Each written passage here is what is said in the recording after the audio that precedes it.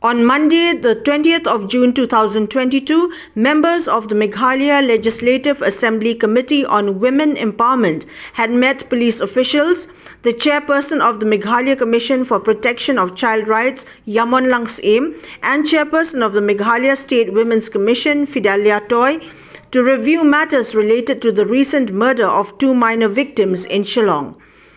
Speaking to reporters after the meeting, the chairperson of the Meghalaya Legislative Assembly Committee on Women Empowerment, Dr. Ampareen Lyngdoh, said that the committee has ordered the Meghalaya Commission for Protection of Child Rights and the Meghalaya State Women's Commission to further discuss on the domestic violence as well as complaints submitted by the mother of the victims and omissions and submissions to the case so that justice is neither delayed nor denied to the innocent victims of unlawful homicide.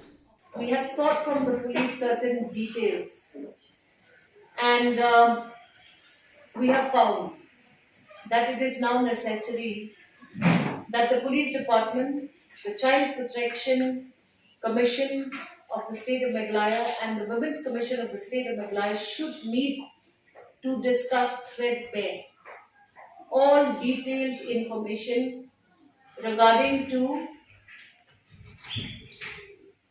A, the domestic violence that occurred, the registration of complaints by the mother of the 2 victims.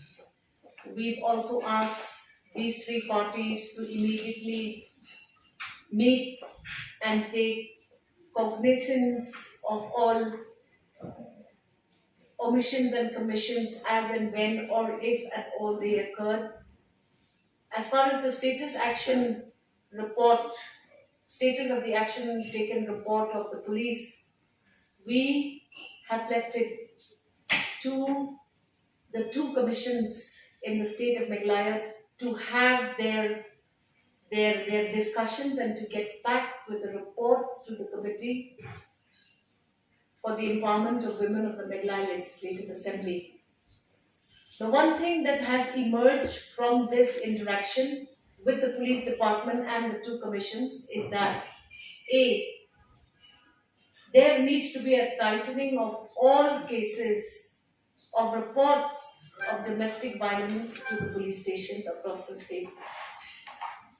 B, the filing of missing children is another very important concern in the discussions that occurred today.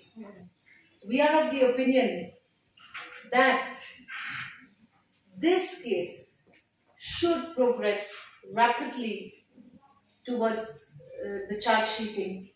Otherwise, again, there could be a lot of unnecessary delay in the matter. I am not permitted to disclose all that we have discussed because the case and the matter is now in court. However, we are going to follow up and we are going to ensure that justice is not delayed, worse so, not denied to these 2 innocent victims who met with such a fearful, horrible death.